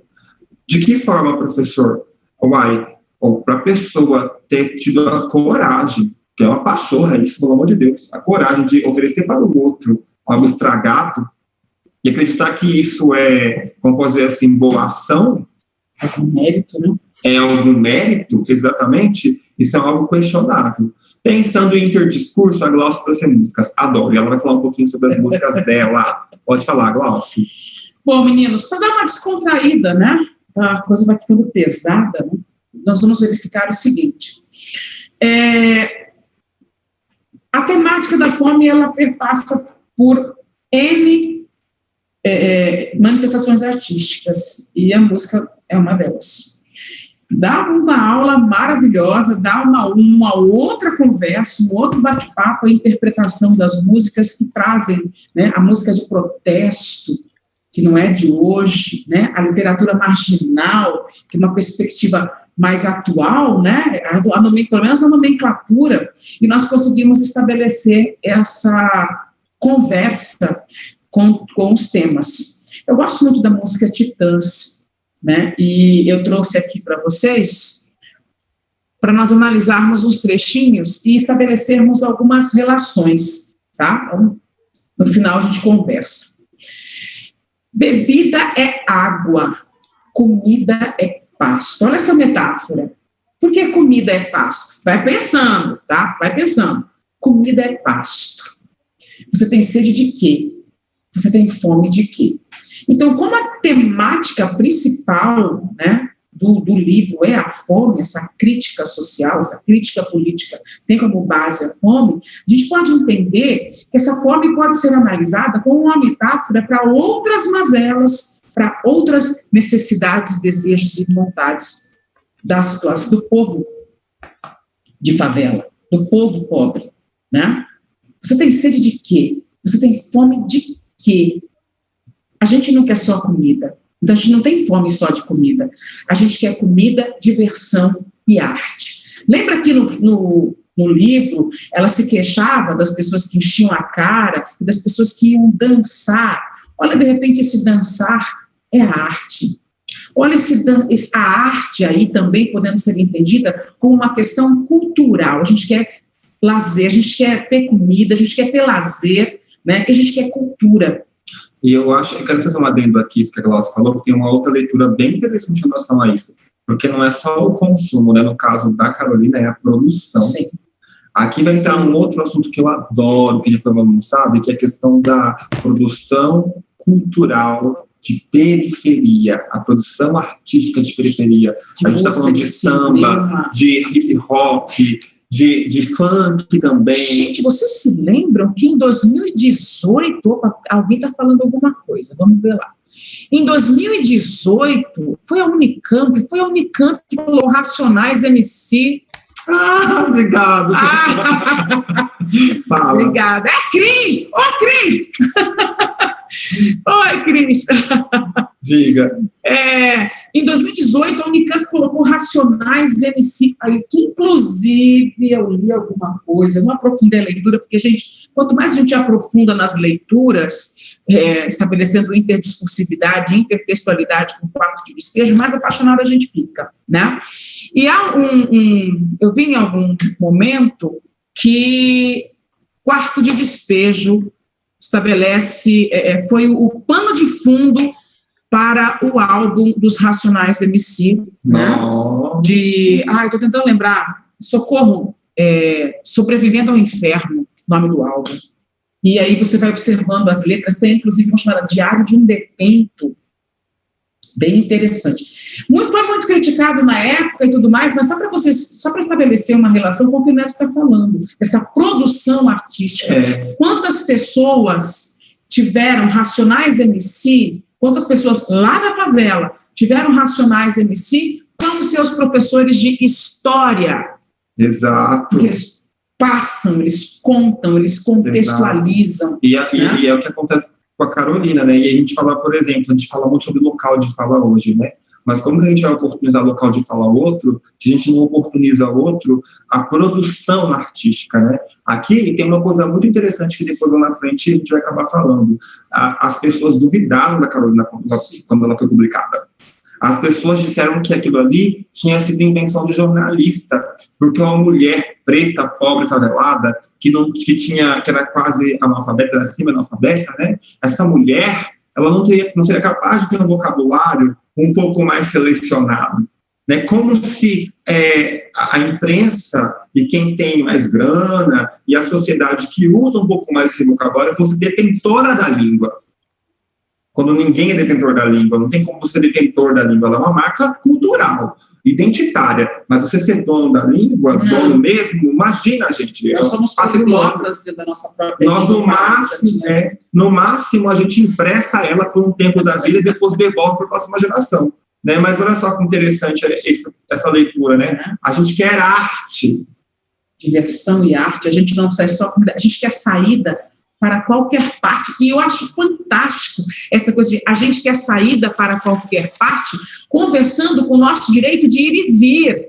Olha que interessante. E de estar também. Né? Vale quero ir e quero vir. Não, e vale a pena, a violência de nosso direito de ir e vir. Eu lembro quando os shopping centers também foi tema de redação em algum lugar, eu acho que foi do Enem. Né? Eu acho que o Enem trabalhou com o tema dos rolezinhos, né? E houve uma polêmica em cima disso, né? O fato de que o menor começou a ter que ir ao shopping center somente se estivesse um adulto com ele, né? Acompanhado de um adulto. Só que esse menor, ele não entrava se ele tivesse com a camisa da escola pública. Se tivesse com a camisa da escola particular, ele entrava no shopping com tranquilidade. Então, olha só que interessante isso que a Glaucia falou. Então, a questão da duplicidade de saída e estabelecer a conversa com o texto. A gente quer bebida, olha lá, aquela coisa de beber, né? Diversão, balé. E por que o balé aí? Porque é uma expressão de arte, né? Uma arte mais clássica. Eu também tenho direito. E você sabe que tem, hoje, nos morros, principalmente no Morro da Mangueira, projetos fantásticos que levam música clássica, que levam balé, que levam teatro, né? Que levam as manifestações artísticas, culturais, consideradas de elite. Europeizadas, né? Exatamente.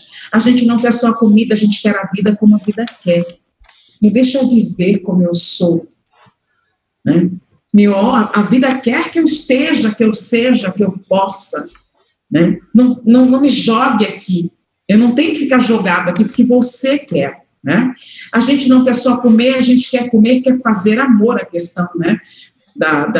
Do direito ao amor também. E veja bem que coisa interessante. Ele fala fazer amor. Ele não fala transar ou outra expressão mais vulgar. Porque a hora que se fala fazer amor, está sim se falando de amor, de relacionamentos não líquidos, de coisas mais profundas, de constituição familiar mais profunda, e de relacionamentos mais significativos, não frívolos, não superficiais. Né? A gente não quer só comer, a gente quer prazer para aliviar a dor. A dor de quê? Da luta, do dia a dia, né? A gente não quer só dinheiro, a gente quer dinheiro e felicidade. Olha estabelecendo um intertexto com a frase popular, né? Dinheiro não traz felicidade. Ele quer o dinheiro, ele quer a felicidade, porque ele quer desfrutar disso.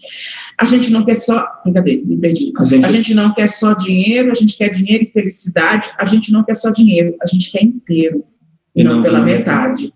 Né? Então, eu não quero esmola. Eu não quero um benefício para hoje. Eu não quero que você venha aqui e me dê um prato de comida hoje. Eu quero alguma coisa que fique na minha vida. Ela fala isso na obra dos políticos que vão lá e entregam, como chama, telha, que aparecem lá para tomar chazinho com o povo na época das eleições. Isso acontece, ela fala, fica de olho e depois somem. Quer dizer, né? Vejam só, desejo são sonhos, necessidade, né? As mazelas e a vontade, o que ela quer que aconteça, o que ela quer que seja, o que ela quer que mude. Né? Então, a música estabelece essa percepção da condição do favelado. Olha lá. Pacato cidadão, que eu acho fantástico. Nós começamos com o Skank, né? Eu acho que eu tirei dali. Então, assim, pacato cidadão, eu te chamei a atenção, não foi à toa, não. Ser finir la utopia, mas a guerra todo dia a dia, não. Né? Ou seja, acorda. Eu estou falando com você. Acabou, sai desse mundo, acorda, a vida é diferente, a vida não é assim. A gente está cansado, né, de guerrear, de ter essa vida, desculpa a expressão, desgraçada, e nada muda, sofrida. E eu gosto muito desse são os 2 últimos versos da música, né, que conversa bastante com toda a história de Carolina Maria de Jesus. Se abolir a escravidão do caboclo brasileiro, numa mão educação, na outra dinheiro. Por que educação e dinheiro? A partir do momento que você tem educação, você consegue seu emprego, não é? Você vai para o mercado, teoricamente, tá? Você vai para o mercado, você sai da invisibilidade, você passa a ser, entre aspas, útil de alguma forma à sociedade, né? Aliás, eu gosto muito do Skank. O Skank tem umas músicas, também faz essa música de protesto, e às vezes é uma musiquinha boba. Fala uma musiquinha boba que a gente não colocou ali. Você lembra de uma música da sua infância que era assim, bom, xibom, xibom, bom, bom, tcharará, bom, xibom, xibom, bom, bom, tcharará. As meninas. Fala o refrãozinho também. O verso é analisando essa cadeia hereditária, quero me livrar dessa situação precária, onde o rico cada vez fica mais rico e o pobre cada vez fica mais pobre. E o motivo todo mundo já conhece, aqui o de cima e o de baixo desce, viu? É uma música boba e ainda assim tem muito, muito de filosofia. Dá para você fazer a associação com alguns filósofos que vocês conhecem, né? Olha lá. E a última, meninos, música que eu trouxe aqui, porque a gente não tem muito tempo, né? Depois não dá para passar. Eu só brinquei, tá? Sextou não. Vai. É uma música dos Paralamas do Sucesso, chamada Loirinha Bombril. Galera, depois vocês vão atrás da interpretação dessa música, porque eu não posso falar aqui, você vai tomar muito tempo. Mas é fantástico o que eles colocam. E eu gosto desse trechinho. Häagen-Dazs, sabe o que é Häagen-Dazs, né?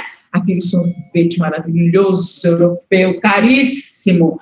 Häagen-Dazs de mangaba. Mangaba é uma frutinha brasileira de cerrado, sabe? Não é cereja, não é morango, é mangaba, é produto nacional. Chateau Canela Preta, é o Chateau chiquérrimo europeu. Canela Preta é o nosso, né? Cachaça made in Carmo, dando a volta no planeta. E eu falo que a Carolina é a cachaça made in Carmo, né? Ela foi traduzida em quantos idiomas? 14 idiomas. Vem de situação, de vez em quando é bom misturar o brasileiro com o alemão, até em alemão ela foi traduzida. Olha que fantástico, olha que, onde ela chegou, olha a condição dessa mulher, olha o tanto que ela conseguiu. E aí vieram com ela quantas mulheres escritoras negras maravilhosas, né?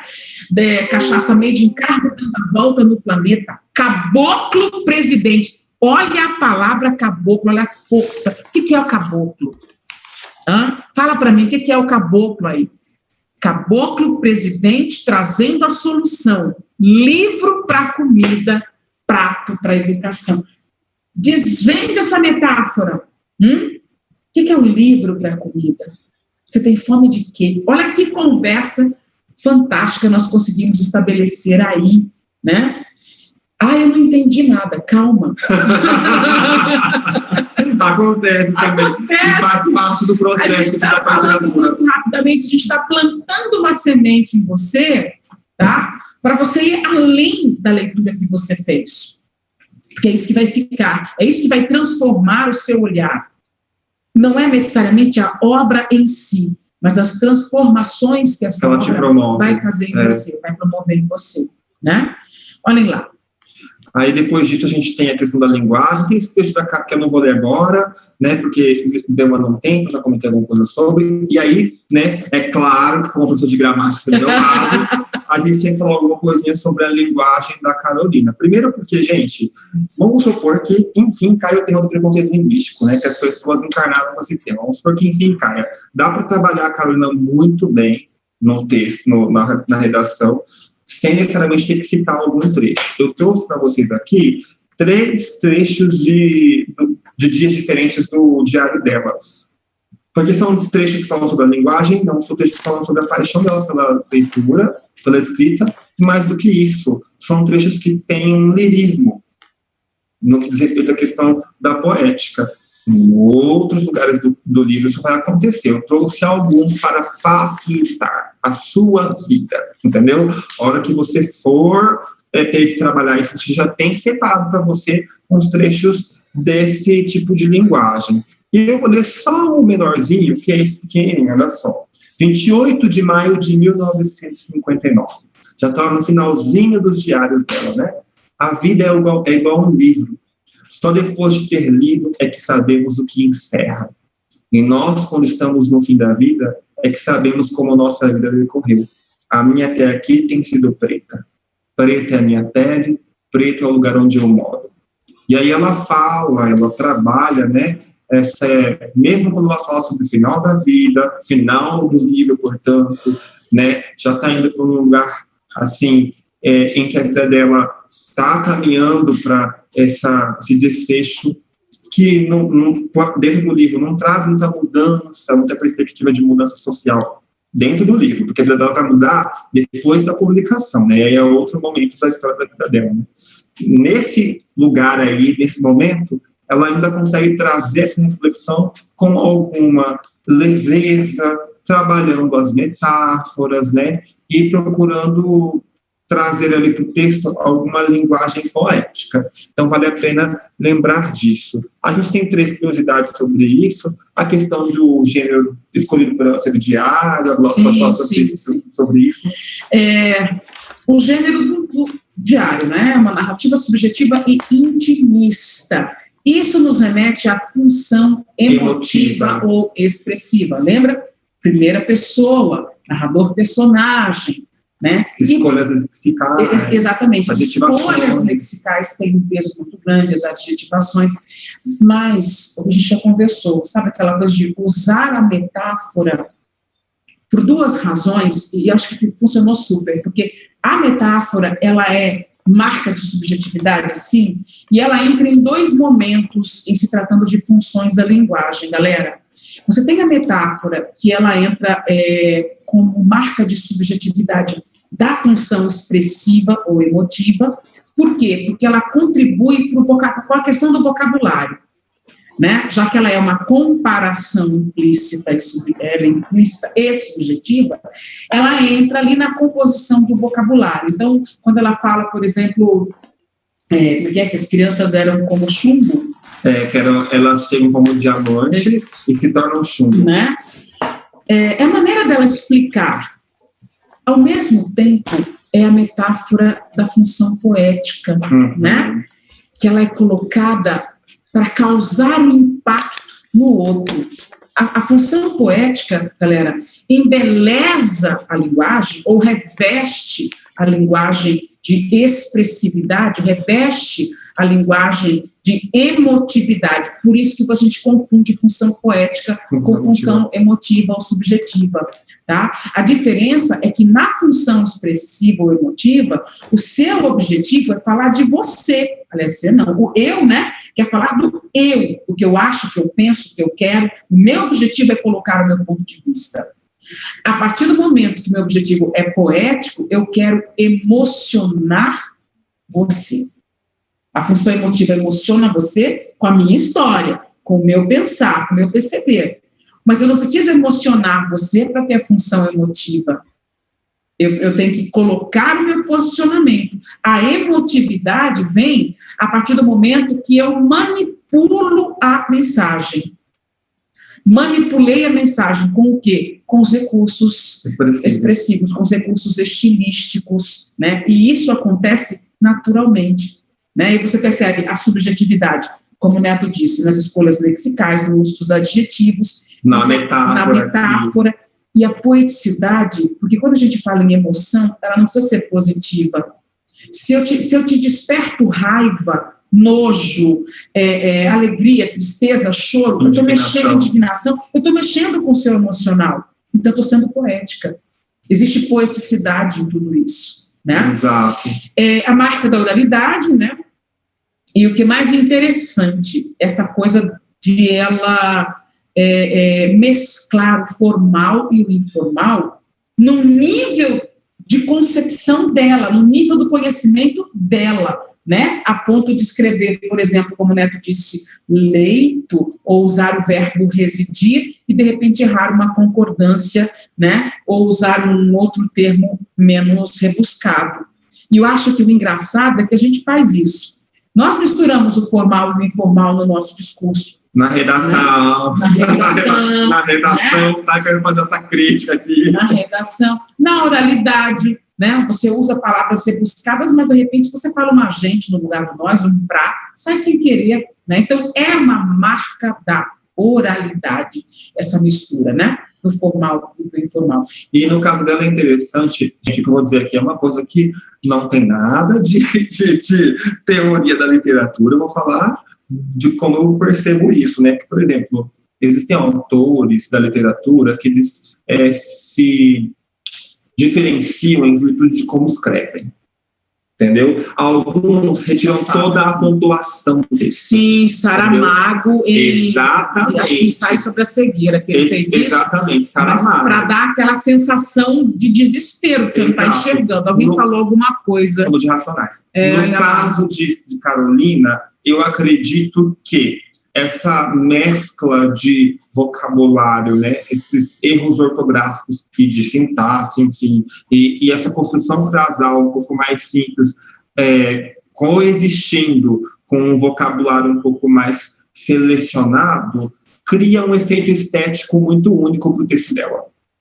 E que funciona para o texto dela, e que cria significação para o texto dela. Não sou crítico literário, estou muito longe de ser crítico literário. Mas foi Bandeira que elogiou exatamente isso. Exato. Mas a Clarice fala que ela elogia a Clarice, né, Lispector. A Clarice é maravilhosa, tá, gente? E eu achei sensacional saber que elas se elogiaram assim. E todo mundo ficou sabendo, porque foi público, né? Ela elogiou a Clarice, dizendo que a Clarice era escritora de verdade. E imagina essa mulher lendo Clarice Lispector. Porque é você que coloca a vírgula no lugar, concordância, tudo. Você quer morrer quando lê como A Hora da Estrela, né? e que é cheia de metaforização, enfim. Agora, ela, para ter falado isso, leu Clarice Lispector, né? E entendeu Clarice Lispector. E aí, depois, a Clarice devolve, com toda aquela escrita que ela tem, ela devolve o elogio para a Carolina. E ela fala que a escritora de verdade é a Carolina, porque a Carolina escreveu sobre a realidade dela.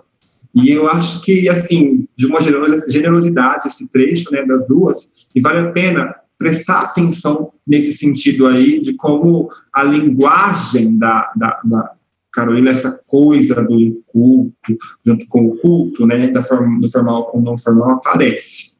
Aí, como intertexto, interdiscursividade, eu coloquei aqui, não é o texto da Clarice, né? A Clarice tem um livro chamado Perto do Coração Selvagem, que eu li só a primeira parte, ainda não li a segunda, mas eu vou terminar de ler a segunda parte do livro dela.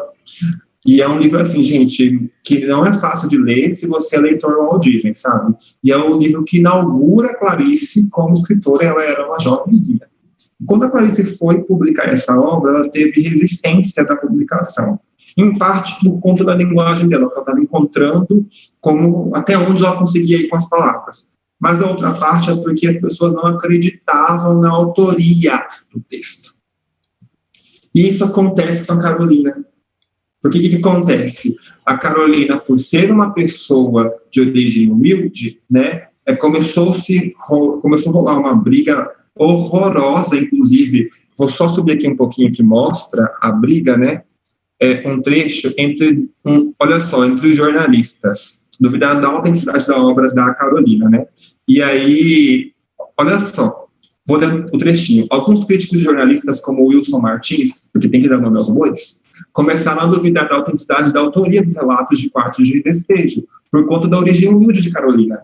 Diziam para Adálio Dantas: rapaz, você teve um trabalhão para inventar o livro da negra, né? Olha só como eles colocam a Carolina. Manuel Bandeira lavou a honra do repórter. Em texto para o Globo, o poeta menor escreveu que ninguém seria capaz de inventar um texto como o de Carolina de Jesus. E aí ele começa a fazer essas colocações aí, né, acerca dessa situação que aconteceu. Tentaram tirar e questionaram a Carolina, né, por ser uma mulher humilde, né, assim, como autora do livro. E o que acontece com a Clarice é que a Clarice era jovem demais para escrever o que ela escreveu, né? E as pessoas duvidaram dela. Até que alguém chegou lá e teve coragem de publicar o texto dela e reconheceu que era ela, e graças a Deus que aconteceu tanto com uma como com outra, porque senão nós teríamos perdido 2 diamantes, como disse a autora, né? Assim, maravilhosas para a literatura brasileira. Mas eu vou contar não é fofoca, porque está lá nas edições brasileiras do Quarto de Despejo, que ele sofreu, sim, uma alteração. Por quê? Algumas alterações. Por quê? Porque o jornalista que publicou o livro, ele retirou repetições de palavras, né? Para dar fluidez e tudo mais. Aí é um problema, porque há quem diga que isso possa ter alterado alguma coisa, né, da voz, né, da Carolina, do que ela realmente queria, como ela queria se expressar. Bom, pessoal, nós passamos aí alguns minutinhos, e aí, para terminar, eu só vou mostrar isso aqui para vocês, porque tudo que a gente tinha que falar sobre a obra, a gente já falou. E aí, claro, vocês sempre procuram e pedem para a gente, nossa, professor, mas como que isso seria aplicado no texto, né? No final do e-book, a gente trouxe um tema de ajudação da Suzana. Se vocês entrarem lá no site do curso, na aba Oficinas, vocês vão ter acesso a esse tema de redação. Não coloquei tema de redação porque o nosso e-book já estava grande, né? Desafios de adaptação à realidade da moradia no Brasil. E aí entrou aqui para a gente, não vou ler agora, porque está tudo bem explicadinho, né? Uma proposta de uso de intertexto, entendeu? Da Carolina. Preste atenção, sabe no quê? Em como a construção também acontece. Porque para o intertexto funcionar no texto, vocês têm que lembrar que tem de haver clareza, né? A leitura não pode ser forçosa e você tem que criar pertinência. Não criou pertinência, nós não trabalhamos com a sua intenção, nós trabalhamos com o produto do que foi feito. Então, não adianta a sua intenção ser boa e a execução não corresponder a essa intenção, tá? Então, depois dá uma olhadinha nisso. Eu quero que vocês percebam muito bem como é que isso foi construído, a questão do vocabulário e a questão da passagem de um período para o outro. Porque, por exemplo, galera, aquela coisa que você... tem uma frase, eu não lembro quem falou, mas eu gosto muito, que o argumento que você decora é o argumento que não encaixa no seu texto, né? Então, não adianta decorar o recurso argumentativo e não saber usá-lo, não saber manipular as palavras, né? Usar os mecanismos de construção, competência 4, né? E usar um bom vocabulário eficiente para fazer a concatenação, a articulação entre uma parte e outra do parágrafo. E aí, para terminar, assim, vocês vão ver tudo isso lá, vem a explicação bonitinha do que acontece, então por isso que a gente não vai explorar isso agora. E por fim, gente, veio uma tarefa que é um presente para vocês, né? Quem quiser imprimir o e-book pode imprimir, e aí você pode fazer isso que a gente fez. O que a gente fez? Pegar um trecho do diário, observar a tematização que tem nele e depois pensar numa interdiscursividade. Faça tenha esse compromisso. Experimente isso, eu tenho certeza que você vai ficar muito mais a obra, né, da Carolina, e vai encontrar outras coisas mais, com filmes e outras coisas que vocês adoram. Exatamente, e isso é crescimento, galera, amadurecimento da ideia, amadurecimento do tema e a percepção, né, das raízes que isso tem a partir de um livro. E é isso que um livro faz com a gente. A gente não para nele. A percepção não morre nele, mas começa nele. Tá? Não se esqueçam disso. Então é isso. Pode tirar para a gente, Glaucia, a projeção. Pessoal, eu quero assim agradecer quem ficou até aqui, quem precisou de sair antes, a gente entende. Espero que não tenha sido maçante.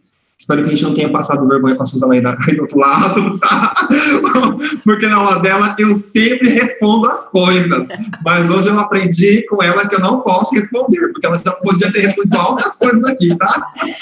E a gente também quer agradecer a Su por essa oportunidade, por acreditar na gente. Eu quero pessoalmente agradecer a Suzana por ser um referencial de professora para mim, por ter me conhecido lá quando eu nunca tinha dado aula e ter me ensinado a ter esse olhar também para a literatura nas aulas de interpretação dela, fazer uma análise linguística, sabe? Suzana, olha, frutificou. Saiba disso, viu? Beijo, Sul. Quero agradecer, Eu também quero. né? Pode falar, Glauci. Eu também quero agradecer. Agradecer a essa moçada linda que numa noite de sexta-feira ficou aqui com a gente. E olha que nós começamos com 30 e poucos, então imagino que quem saiu, saiu porque precisava mesmo. Obrigada pela paciência, obrigada pela atenção, Pela interação. né? Pela interação. Foi muito interessante, muito bom saber. Vocês são os queridos. Né?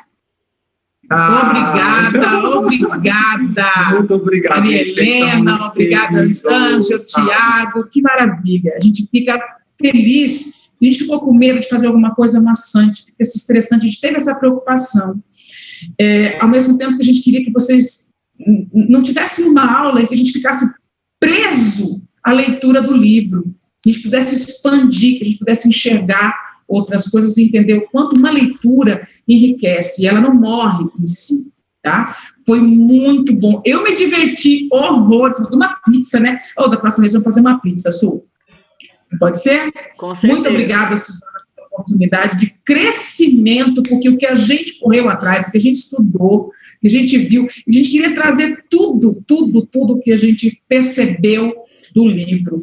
Crescimento para os alunos e muito mais crescimento para nós. Muito obrigada, parceira, muito obrigada.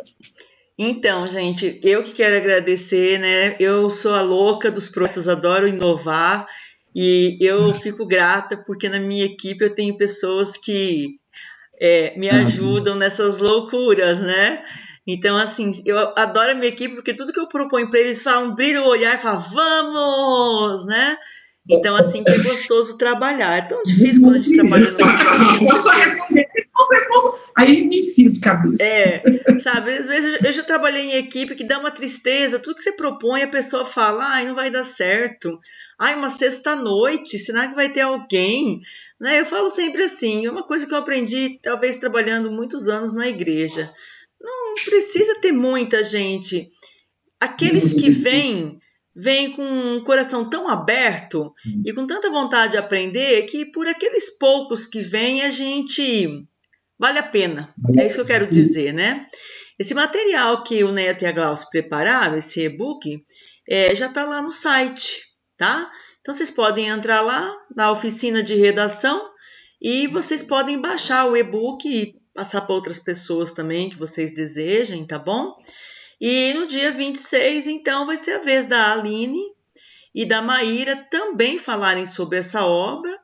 Fosse vocês, não perderia, porque é interessante você ver duas pessoas, dois professores diferentes, abordando a mesma obra, que vocês vão ver que elas acabarão falando sobre outros aspectos, né? E tem mais, gente. Muita coisa. E depois nós vamos fazer a rodada do Mia Couto, do livro do Mia Couto, tá bom? Então, eu quero agradecer a todos. Se o meu computador gravou essa aula, ela estará disponível no canal do YouTube, né? Vamos ver, tudo pode acontecer quando a gente coloca para gravar, né? Às vezes eu coloquei para gravar, achando que foi o maior sucesso, que saiu o áudio e não saiu a imagem. Às vezes é o contrário, sai imagem, não sai áudio, né? Aquela coisa toda, né? Coisas da tecnologia. E principalmente do pessoal que está na frente do computador, que às vezes leva baile, né? Tá bem? A gente podia fazer uma foto, todo mundo abre a câmera. Ia ser legal se eles abrissem câmera pra gente fazer foto. Peraí, que eu tenho que abrir o meu. O duro vai ser o Edevaldo abrir a câmera, né? Porque o Edevaldo é feio demais, né, gente? O Thiago também não é muito bonito, não. Então, mas tudo bem, as meninas compensariam. Querido, vamos lá. Peraí, gente, peraí que eu vou abrir o Picasso. Eu acho que a gente consegue. Eu vou abrir o Picasso. Hã? O que você vai abrir? É um dispositivo. É um aplicativo, engraçado. Que nós estamos abrindo aqui para fazer o João Pedro está assistindo ali também. Você também é feio, João Pedro, mas a gente perdoa, vai. Enzo, você também não fica para trás, Enzo, mas abre aí, vai. Peraí, vambora. Vamos, sorriam, façam um coraçãozinho assim que eu vou apertar aqui para poder fazer para gente. Reza para funcionar o negócio. Vai dar certo, são 3 professores que eu tirar a volta, tá? Pode ser que dê errado. Vamos lá então, gente. Amandinha, Lima, abre aí. Peraí. Ali. Aê! Espero que sim. Tá Não, bom, foi então, sim, gente. Muito foi sim. obrigada. Ai, menina. Foi lindo. Muito obrigada a todos vocês. Um abraço. Beijo, gente. Beijo, gente. Tchau, boa noite. Tchau, tchau. Boa noite, boa noite. Tchau, tchau.